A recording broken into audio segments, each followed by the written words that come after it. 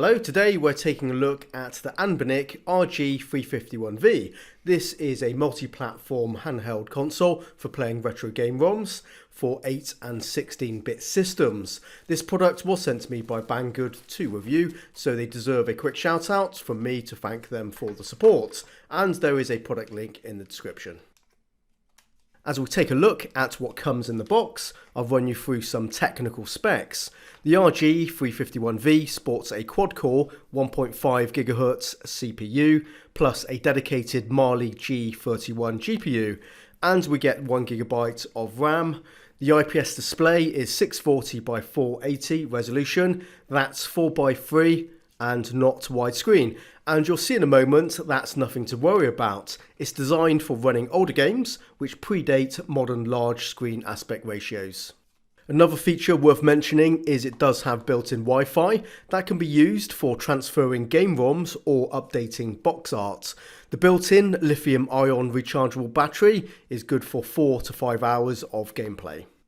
To enable the versatile multi-platform support, the RG351V uses Emulec and RetroArch. Emulec is the front-end user interface for accessing and managing your game collection on the handheld, and RetroArch is the cross-platform backend for emulators.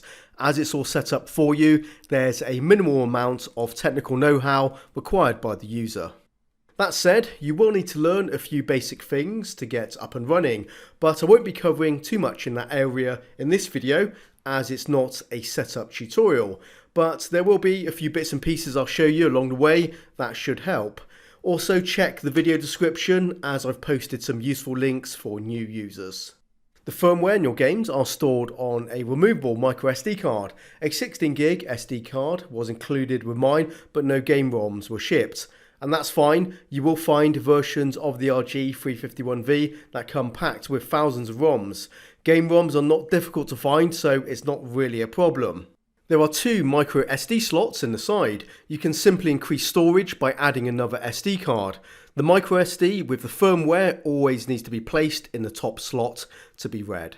The process of adding game ROMs is simply dropping a game file into the relevant named folder for the game system. It's really as simple as that. You can do that on your PC. The design is certainly inspired by the original Gameboy. That's not a bad thing, it's a good size and comfortable to hold. And of course we have the addition of the analog stick and extra buttons front and rear. A couple of boring but useful things to remember as a new user. To shut down the device you can hold down the power button, but that's not the best way to do it as there is a possibility of corrupting data on the SD card. So what you want to do, from the main interface, press the select button and then shut down system from the bottom of the list. Secondly, to quit a game, press the analog stick and function button at the same time, and then from the menu select close content, then from the second menu quit RetroArch. That will take you back to Emulec.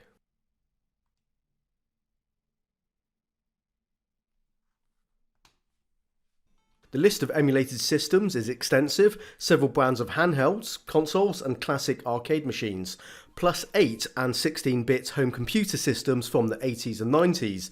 We're talking about the potential to enjoy many thousands of games released over more than 3 decades. And the only outlay is buying this compact device, maybe an extra SD card to expand the storage. And considering this capability, it's incredibly good value for what it can do.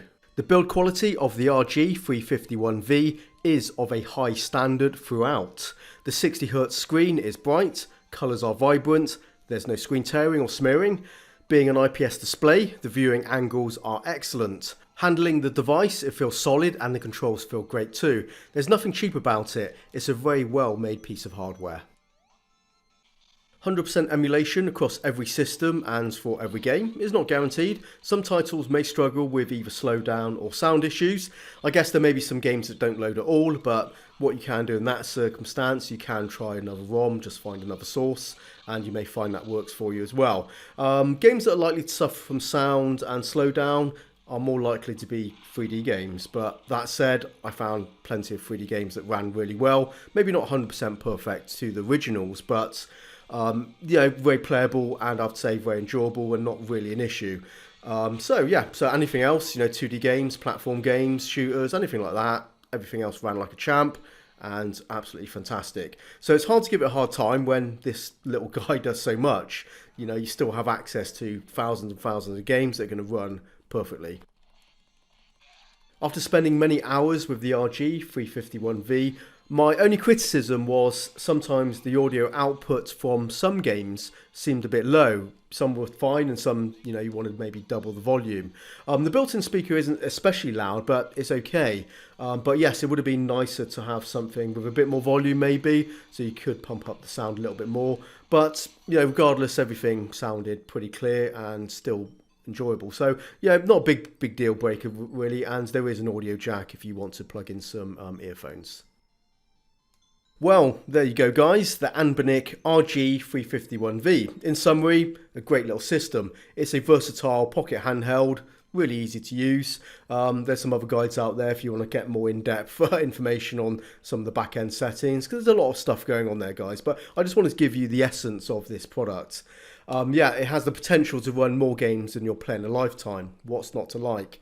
It's quite fantastic. And I can't imagine anyone not recommending this. It's just so much fun. If you have any interest in retro gaming, why don't you already have it? Get it. It's a no-brainer. And frankly, anyone who's a gaming fan will surely get a ton of use out of it as well. Unlimited gaming, free gaming. Why would you not want that? Anyway guys, that's it for this one. I hope you enjoyed the video and thank you very much for watching, and until next time, bye bye.